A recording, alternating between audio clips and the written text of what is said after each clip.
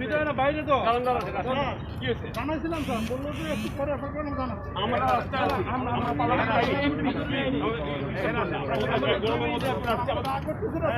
কথা বলছি প্লিজ আমরা আপনার কথাই বলবো তুমি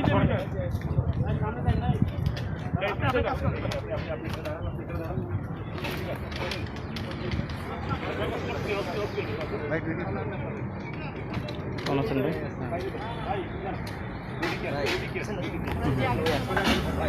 ভাই আপনি ছবি নিয়ে নিন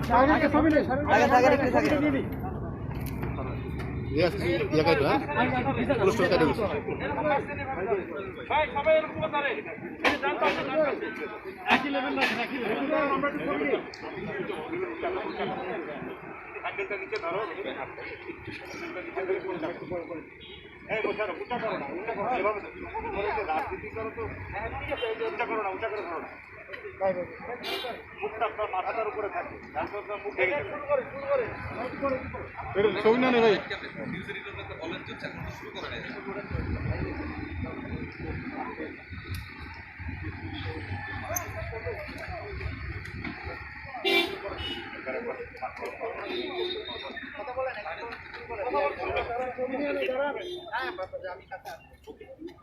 ভাই ভাই ছবিটা নেই না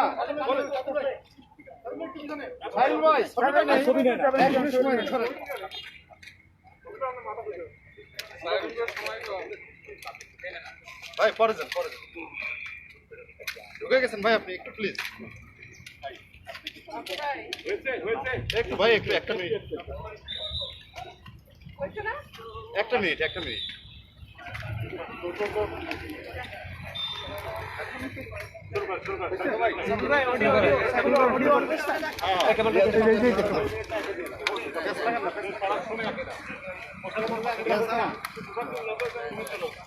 আগে কে বলবেন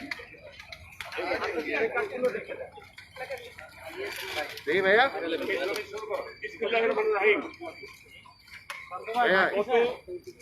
100 বছরে পৃথিবীতে এই দুর্যোগ মহামারী আমরা দেখি নাই। বাংলাদেশের ইতিহাসে বাংলাদেশের মানুষ আমরা দেখি নাই 100 বছর এই দুর্যোগ, এই মহামারী, মানুষের এই কষ্ট। আমরা দেখেছি বাজেট পাস হয়েছে, বাজেট জনগণকে ফাঁকি দেওয়ার জন্যে মূল আমরা বিরোধী দল আমাদেরকে পার্লামেন্টে যাতে আমরা তর্ক বিতর্ক এবং সমালোচনা করতে না পারি সেজন্যে মাত্র একদিনের জন্য সাধারণ বাজেট আলোচনা হয়। পৃথিবীর ইতিহাসে এমন আলোচনাবিহীন বাজেট কখনো পাস হয় নাই। আজকে আমরা এখানে হাজির হয়েছি বাংলাদেশ পার্লামেন্টের বিএনপির সংসদ সদস্যবৃন্দ। আমরা জনগণের পক্ষে আজকে এই বাজেট প্রত্যাখ্যান করছি। আজকে এই বাজেটে আমাদের বক্তব্য লিখিতভাবে আপনাদের সামনে পেশ করবে আমাদের মাননীয় সংসদ সদস্য ব্যারিস্টার রুমিন ফারহান। বিসমিল্লাহির রহমানির রহিম। প্রিয় সাংবাদিক ভাই ও বোনেরা, বাজেট অধিবেশন সংসদের সবচেয়ে গুরুত্বপূর্ণ অধিবেশন। দীর্ঘ আলোচনার মাধ্যমে বাজেটের পুঙ্খানুপুঙ্খ বিশ্লেষণ জাতির স্বার্থে অত্যন্ত জরুরি।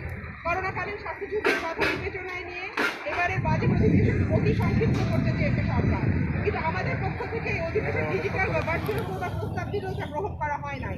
যাতে জীবন বাঁচে সেই সঙ্গে দায়িত্বটা আমরা পালন করতে পারি, সেই মধ্যপন্থা হিসেবে প্রয়োজনে ডক্ট্রিন অফ নেসেসিটি অনুযায়ী কিংবা প্রেসিডেন্টের অর্ডিন্যান্স জারি করে আমরা ডিজিটাল মাধ্যমে বাজেট অধিবেশন করবার প্রস্তাব করেছিলাম। গৃহপালিত বিরোধী দল নয়, একটা সত্যিকারের বিরোধী দলের পক্ষ থেকে দেয়া ভার্চুয়াল সংসদ অধিবেশন চালানোর এরকম প্রস্তাব গ্রহণ করা সরকারের ফ্যাসিস্ট ইগোকে আহত করে নিশ্চয়ই। তাই বলাই বাহুল্য আমাদের দেয়া প্রস্তাব গ্রহণ করা হয় নাই। কিন্তু সরকার যেটুকু জেদ দেখানোর চেষ্টা করেছে সেটুকুও তারা পেরে ওঠে নাই। 15ই জুন অনির্ধারিতভাবে 23শে জুন পর্যন্ত বর্তমান অধিবেশন মুলতবি করে মাত্র একদিন 23শে জুন বাজেটের সাধারণ আলোচনা করা হয়েছে। এটা অকল্পনীয়, বাংলাদেশের ইতিহাসে প্রথম। আমাদের বিশ্বাস করোনার মতো ভয়ঙ্কর একটা সংকটে যে যাচ্ছে তাই রকমের বাজেট প্রস্তাব করা হয়েছে সেটার সমালোচনা এড়ানোর জন্যই অধিবেশন সংক্ষিপ্ত করে তড়িঘড়ি করে সরকার শেষ করতে চেয়েছে। বাংলাদেশের সাম্প্রতিক ইতিহাসে তো বটেই, স্বাধীনতার পরে এতটা গুরুত্বপূর্ণ বাজেট এই জাতির জীবনে কোনোদিন আসেনি। এই দেশ স্বল্প বা দীর্ঘমেয়াদী প্রাকৃতিক দুর্যোগে পড়েছে, সেটার কারণে অর্থনৈতিক সংকটকে মাথায় রেখে বাজেট প্রণয়ন করতে হয়েছে। কিন্তু দেশের চরম অভ্যন্তরীণ সংকট এবং একই সঙ্গে সারা পৃথিবীর সংকট মিলে এবারের মতো পরিস্থিতি এই জাতির ইতিহাসে আর আসেনি। তাই আমাদের মনে রাখতে হবে, এমনিতেই চরম লুটপাটের কারণে দেশের অর্থনীতি প্রায় ধ্বংসের কিনারায় পৌঁছে গিয়েছে। করোনা আসার আগে পুরো 2019 সাল জুড়ে আমরা দেখেছি শুধুমাত্র রেমিটেন্স ছাড়া সামষ্টিক অর্থনীতির আর সবগুলো সূচক, যেমন রপ্তানি আয়, আমদানির পরিমাণ, বিশেষ করে মূলধনী যন্ত্রপাতি, বেসরকারি খাতে ঋণ প্রবাহ, বেসরকারি বিনিয়োগ, আভ্যন্তরীণ গ্রোথ সবই কমে যাচ্ছিল। অর্থাৎ এমনিতে ভেঙে পড়া অর্থনীতির সাথে করোনার অভিঘাত যুক্ত হবার ফল হবে ভয়ঙ্কর। এই পরিস্থিতিতে যে অসাধারণ সৃজনশীলতা এবং আন্তরিকতা নিয়ে বাজেট প্রণয়ন করার অত্যাবশ্যক ছিল তার কিছুই হয়নি। বরং সবসময় মতো একটা প্রাক্কলিত জিডিপি ভিত্তিতে বাজেটের ব্যয়ের খাতগুলোর বরাদ্দ আনুপাতিকভাবে বাড়িয়ে যে বাজেট তৈরি করা হয়েছে সেটাকে প্রতিবারের মতো গতানুগতিক বলা যায় না, এটা স্রেফ কল্পনা বিলাস। এবারের বাজেট নতুন একটা পরিস্থিতিতে দেওয়া যেমন ঠিক যেভাবে দেওয়া উচিত ছিল সেটার জন্য যথেষ্ট পরিমাণ দিক নির্দেশনা সমাজের বিভিন্ন জায়গা থেকে এসেছে। অর্থনীতির থিঙ্ক ট্যাঙ্ক এবং অর্থনীতিবিদরা নানা রকমভাবে সরকারকে পথ দেখাতে চেষ্টা করেছে। পুরো রাষ্ট্রযন্ত্র ব্যবহার করে ক্ষমতাসীন দল বিএনপি নামের দলটিকে ধ্বংস করে ফেলতে চেয়েছে সরকার। বিচার বহির্ভূতভাবে বহু নেতাকে হত্যা করেছে, গুম করেছে, অসংখ্য নেতা কর্মীকে জেলে নিয়েছে, হয়রানিমূলক মামলা দিয়েছে। দলটির চেয়ারপারসনকে 2 বছরের বেশি সময় মিথ্যা মামলায় কারাবন্দী করে রেখেছে। দলের ভারপ্রাপ্ত চেয়ারম্যানের বিরুদ্ধে আছে অসংখ্য মামলা, তাকে দেশে ফিরতে দেওয়া হচ্ছে না। কিন্তু জাতির এই সংকটে বিএনপি তার উপরে অত্যাচারের কথা ভুলে সরকারের সঙ্গে একসঙ্গে কাজ করবার কথা বলেছে। তারই পরিপ্রেক্ষিতে করোনায় করণীয় নিয়ে সরকারকে যেমন দিক নির্দেশনা দিয়েছে, তেমনি আসন্ন বাজেট কেমন হওয়া উচিত সেটা নিয়ে আগাম প্রস্তাবনা দিয়েছে 9 জুন 2020। এতে আমরা সুনির্দিষ্ট পুনরুদ্ধার পরিকল্পনা সমৃদ্ধ 3 বছরের একটা মধ্যমেয়াদী বাজেট রূপরেখা দিয়েছিলাম। আমরা দাবি জানিয়েছিলাম 4 এপ্রিল জরুরি ভিত্তিতে নগদ সহায়তা প্রদান, তৈরি খাদ্য, নিত্য প্রয়োজনীয় পণ্য সামগ্রী বিতরণ, ছিন্ন মূলদের জন্য অস্থায়ী আশ্রয় কেন্দ্র খোলা, গার্মেন্ট ও রপ্তানিমুখী শিল্প, প্রাতিষ্ঠানিক ও অপ্রাতিষ্ঠানিক শিল্প, এসএমই খাত, কৃষি খাত, খাদ্য সংগ্রহ এবং প্রবাসীদের জন্য আর্থিক সহায়তা সাপোর্ট প্রদান, স্বাস্থ্য খাতের জরুরি উন্নয়ন ও অপ্রত্যাশিত খাত ইত্যাদি ক্ষেত্রে 87,000 কোটি টাকার যে জরুরি আর্থিক সহায়তা প্যাকেজ প্রস্তাব করেছিলাম সেটাকে আগামী বাজেট প্রণয়নের প্রাথমিক ভিত্তি হিসাবে বিবেচনায় নিতে হবে। সেটা করা গেলে এই জাতি এই সংকটকালীন সময় মোকাবেলার মতন একটা ভালো বাজেট পেত। কিন্তু সরকার বরাবরের মতোই তার চরম কর্তৃত্ববাদী চরিত্র বজায় রেখে বিএনপির পরামর্শগুলো আমলে নেয় নাই। শেষ পর্যন্ত সরকার যে বাজেট সামনে এনেছে সেটা একমাত্র ক্ষমতাসীন দল ছাড়া আর কেউ কোনোভাবেই সংকটকালীন বাজেট বলে এটাকে মনে করে না।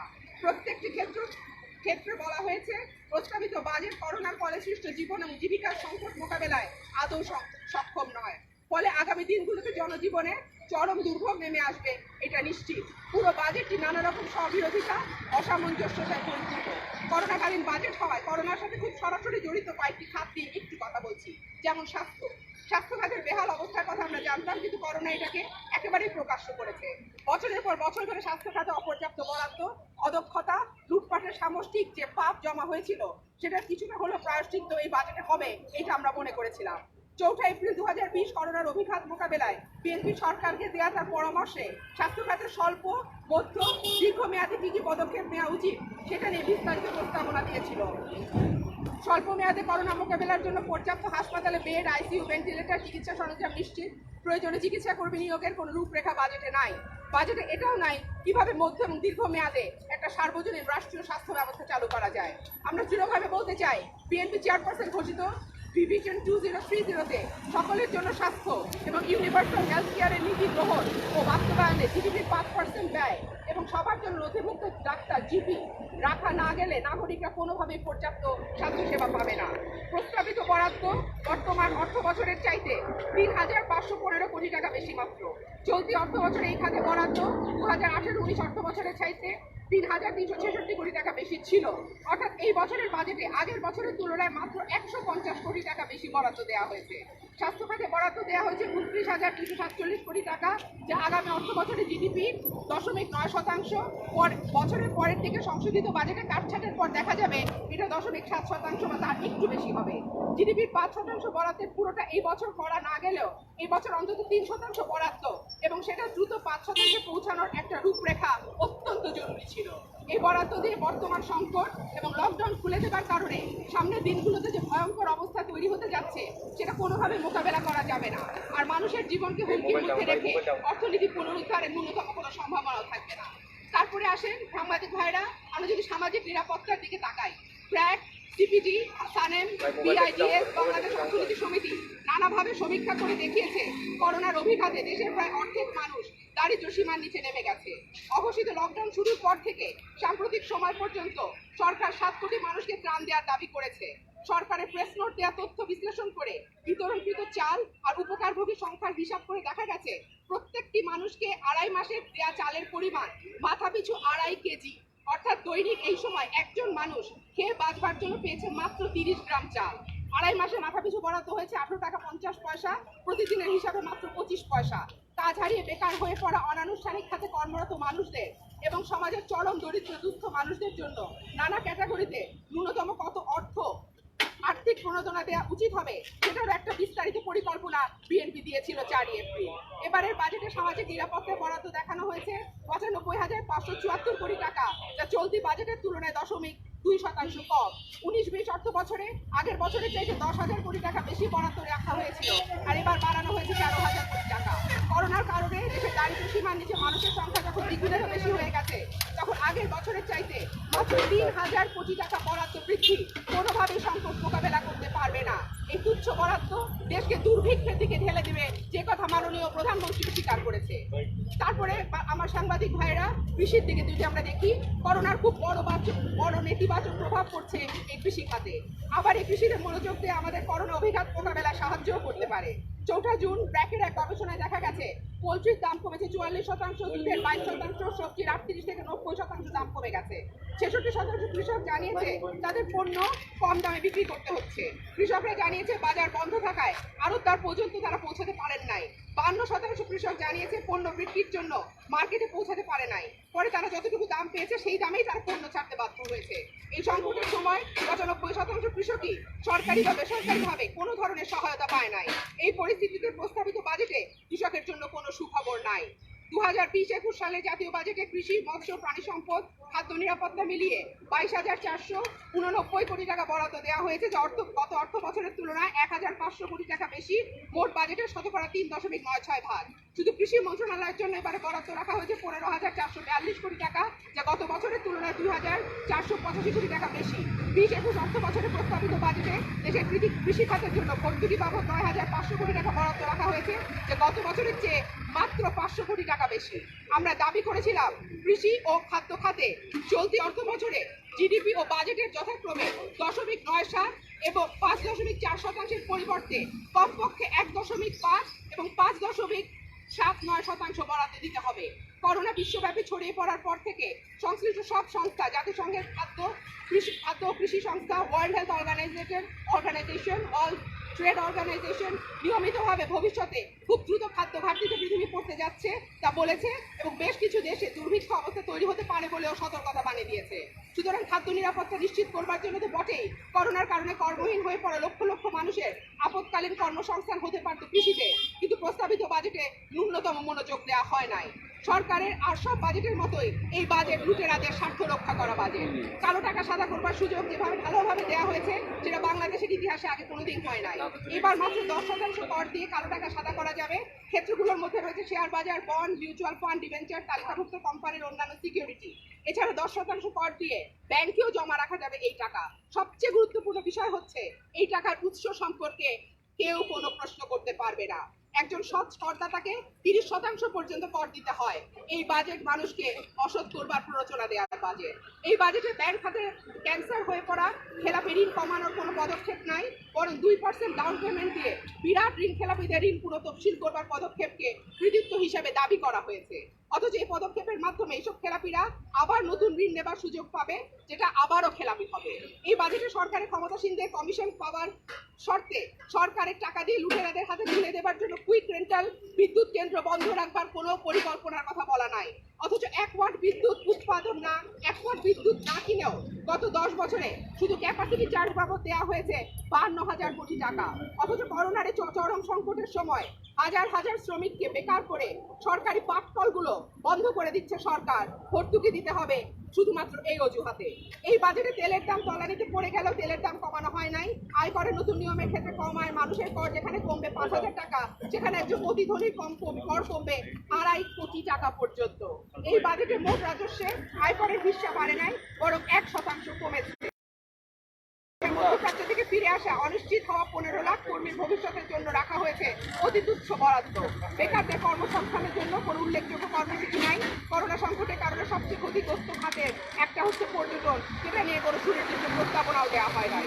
এই দেশে সবচেয়ে দরিদ্র মানুষও যে মোবাইল ফোনে কথা বলে, ইন্টারনেট ব্যবহার করে, সেটা ব্যবহারের খরচ বাড়ানো হয়েছে, কিন্তু শুল্ক কমানো হয়েছে ধনীদের ব্যবহার্য স্বর্ণে। সর্বোপরি আগামী অর্থ বছরের জন্য 8.2% জিডিপি প্রবৃদ্ধি নির্ধারণ করে এর ভিত্তিতে একটা অকল্পনীয় রাজস্ব 3,78,000 কোটি টাকা আদায়ের লক্ষ্যমাত্রা নির্ধারণ করা হয়েছে। তবুও ঘাটতি দাঁড়ায় 1,90,000 কোটি টাকা। করোনার সময় দেশের অর্থনীতিতে দীর্ঘকাল যে মন্দা থাকবে, তাতে মানুষের আয় ও আভ্যন্তরীণ ভোগ উল্লেখযোগ্যভাবে কমে গিয়ে রাজস্ব আয়ে চরম ঘাটতি তৈরি হবে। তাই বলা যায় এই ঘাটতি গিয়ে থাকবে প্রায় 4 লক্ষ কোটি টাকায়। সরকারের এই উদ্ভট অকল্পনীয় রাজস্ব আয়ের কথা ভাবতে হয়েছে কারণ সরকার তার তথাকথিত মেগা প্রকল্পগুলোতে এবারও কোনো বরাদ্দ কমায় নাই। মেগা লুটপাটের এই লোভ করোনাকালীন সময় মাত্র 1 বছরের জন্য সমন্বয় করতে পারেনি সরকার। অথচ করোনার এই ক্রান্তিকালের সময় একটা কল্যাণমুখী সরকার থাকলে তার অবকাঠামোর যে প্রকল্পগুলো ছিল সেগুলো অনেকটা ধীর গতিতে নিয়ে বরাদ্দ অনেক কমিয়ে দিতে উল্লেখযোগ্যভাবে সেই টাকা করোনা মোকাবেলায় ব্যবহার করা যেত। এই বাজেট করোনার সময় বিভৎস স্বাস্থ্য সংকটে পড়া মানুষের নাভিশ্বাসকে আরো বাড়িয়ে দেবার বাজেট। এই বাজেট করোনার কারণে কর্মহীন হয়ে পড়া কোটি কোটি অনাহারী মানুষকে দুর্ভিক্ষের দিকে ফেলে দেওয়ার বাজেট।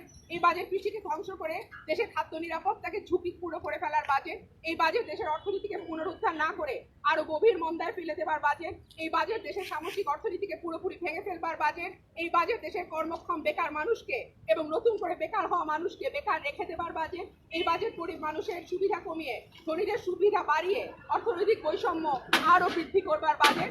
সর্বোপরি এই বাজেট রাষ্ট্রীয় সম্পদ লুটপাটকারীদের আরো বেশি সুযোগ সৃষ্টি করবার বাজেট। সুতরাং সে কারণে আমরা এই বাজেট প্রত্যাখ্যান করছি। ওকে, ধন্যবাদ। বাজেটের আমাদের প্রতিবাদ লিখিতভাবে পেশ করলেন আমাদের একটি মাননীয় সদস্য ব্যারিস্টার নুর ফারা। এখন আমাদের অনুষ্ঠান শেষ পর্যায়ে আমাদের মাননীয় এমপি মাননীয় সংসদ সদস্য যেন ভালো আজকে অনুষ্ঠানে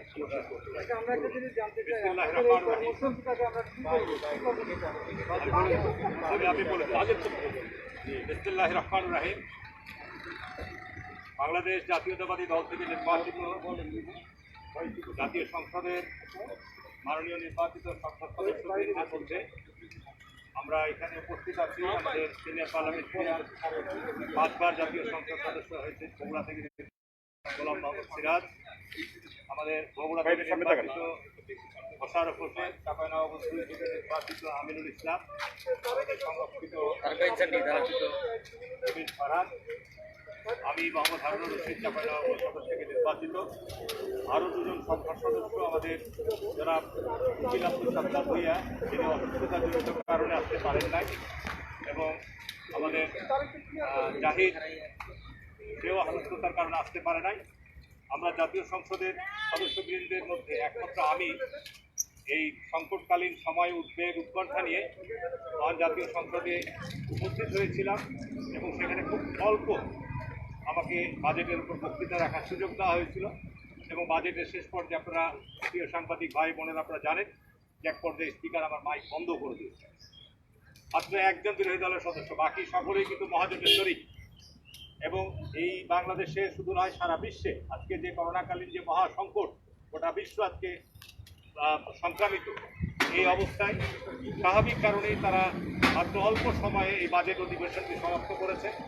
সেইখানে আমাদের দাবি ছিল যে ভার্চুয়াল মাধ্যমে আলোচনা করলে এখানে আমাদের সকল সদস্যরাই তাদের বাজেট প্রতিক্রিয়া বক্তব্য তারা দিতে পারত, কিন্তু সেই সুযোগ থেকে আমাদেরকে বঞ্চিত করা হয়েছে।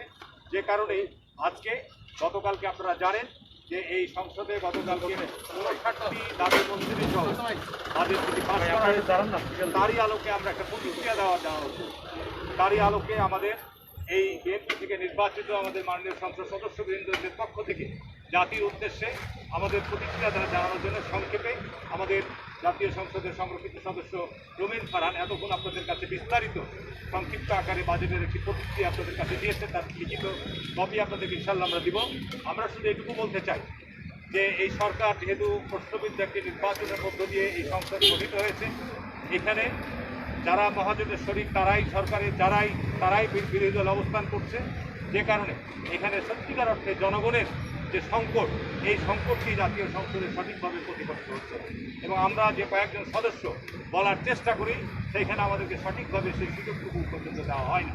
তাই আজকে আমরা এখানে এই রোদের মধ্যে আমাদের প্রিয় সাংবাদিক ভাই বন্ধুরা যারা এখানে উপস্থিত হয়েছেন, আমি তাদেরকে আমাদের দলের পক্ষ থেকে এবং আমাদের এই সংসদ সদস্যবৃন্দের পক্ষ থেকে আপনাদেরকে আন্তরিক কৃতজ্ঞতা জানাচ্ছি, ধন্যবাদ জানাচ্ছি যে আজকে গোটা জাতি একটি সংকটের মধ্যে, কিন্তু আমি যেটুকু উপলব্ধি করলাম যে সরকার যে একটা সংকটে আছে, সরকার এই সংকটের সময় আজকে সারা দেশের যারা বিশেষজ্ঞ যারা এই সংকট নিরসনে কাজ করতে চায়, এই সংকট নিরসনে জাতিকে পরামর্শ দিতে চায়, তারা আজকে তাদেরকে তুচ্ছ তাচ্ছিল্য করছে।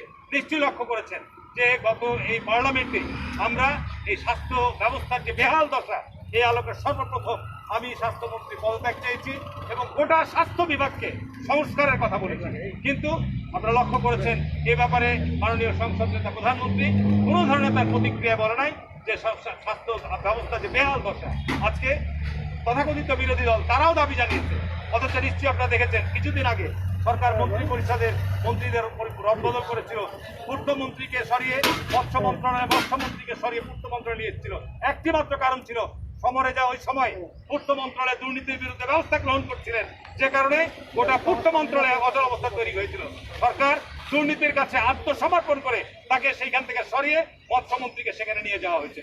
আজকে সরকারের শীর্ষ পর্যায় থেকে সবসময় বলা হচ্ছে দুর্নীতির ব্যাপারে জিরো টলারেন্স, কিন্তু বাস্তবিক কি সত্য? আজকে সরকারের এই সংসদের মধ্যেই চিহ্নিত মাদক সম্রাট, চিহ্নিত মানব পাচারকারীরা, চিহ্নিত সরকারি সম্পদ লুটপাটকারীরা, চিহ্নিত ব্যাংক লুটপাটকারীরা এই সংসদের মধ্যে রয়েছে, তারাই এখন ক্ষমতাধর এবং তারাই আজকে রাষ্ট্র পরিচালনার দায়িত্ব পালন করছে। সুতরাং কখনো সৎ এবং অসৎ পাশাপাশি অবস্থান করতে পারে না। আমরা জাতীয়তাবাদী দলের পক্ষ থেকে আজকে এই বাজেটের যে বিস্তারিত বিষয় বলা হয়েছে, আমরা আবারও দাবি জানাচ্ছি যেহেতু সরকার জনগণের দ্বারা নির্বাচিত নয়, আমরা দাবি জানাচ্ছি যে অতি সত্বর এই করোনা নিয়ন্ত্রণের জন্য রোডম্যাপ আমাদেরকে দিতে হবে। আমরা করোনা সংস্কারে, করোনা উত্তরণে, করোনা সংক্রমণের যে গতি বৃদ্ধি পাচ্ছে সেখান থেকে আমাদের পরিত্রাণ, আমাদের বাঁচার, বিনা চিকিৎসায় যেন কোনো মানুষ না মারা যায়, তার জন্য সুনির্দিষ্ট সরকারের পরিকল্পনা জাতির উদ্দেশ্যে ঘোষণা করতে হবে। বন্ধুরা, যেহেতু রোদের মধ্যে আমরা দাঁড়িয়ে আছি, আমি আর বাড়াবো না।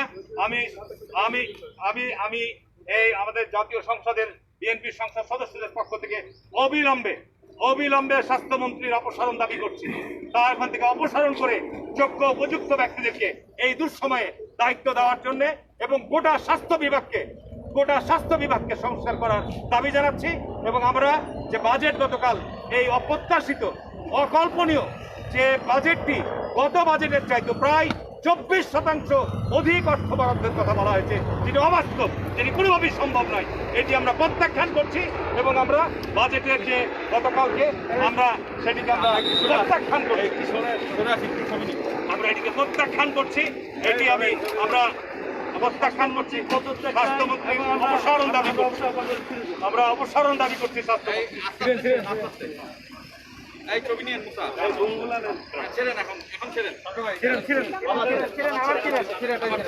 আমরা স্বাস্থ্যমন্ত্রী পদত্যাগ দাবি করছি এবং আমাদের বিরোধী দলীয়